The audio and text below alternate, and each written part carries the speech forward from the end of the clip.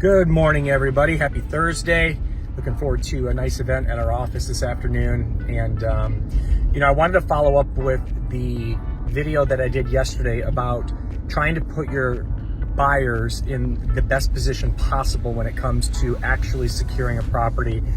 And what I mentioned is that don't show them the new homes that are initially listed on the market. Show them homes that have been on the market. Give them a chance to compete. Give them a chance to go out there and actually secure a home because it's been sitting for a little bit. There's another point that I want to make as well, though, that I think could be super helpful in this market. And that is, we all know that the love letter thing is kind of taboo right now. Sending the seller a nice note from the buyer, although I don't see why it's such a bad thing, but whatever. Apparently nowadays you can't do that, and that is what it is. But I will tell you this.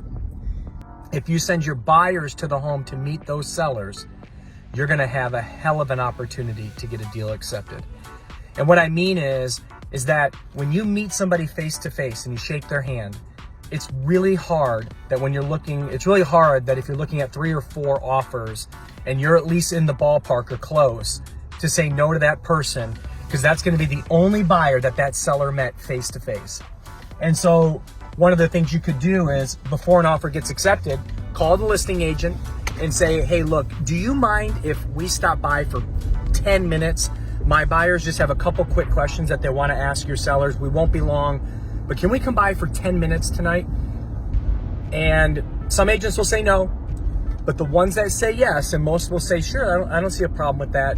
When you get to meet that seller face to face and you get to put your buyer face to face with that seller, let me tell you something. That moment of a seller meeting a buyer and a buyer meeting a seller is a moment that we should all want, because sellers want to know who's buying their home and a buyer wants to know who they're buying it from. The point is, though, is that if there's offers on the table and you're in competition, if you're the only one that meets that seller, you're going to have a hell of an opportunity for them to select your deal, because they met you. You gave them your word. They said, no, we love your home. We can't wait to close on it. This is our daughter. This is our son. Here's our story. I know that when I sold my home, the person I met was the one that I went with, because I liked him. I just liked him. I thought he was an honest guy. I looked him in the face. He shook my hand. And when it came down to the 5 offers on the table, I picked him, and he wasn't even the highest one. Relationships are everything. And in this market, buyers want certainty more than they want the highest price. And when you put your buyer in front of that seller and they get to meet face to face for 5 minutes, I'm telling you, it goes a significant distance when it comes to, hey, who should I select? In fact, I would argue when the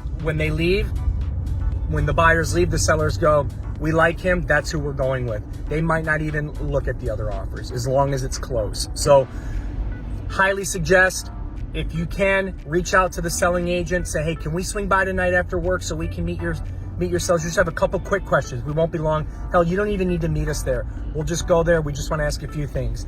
And I'm telling you, meeting face to face is massive. Try that approach. I guarantee you get more deals accepted.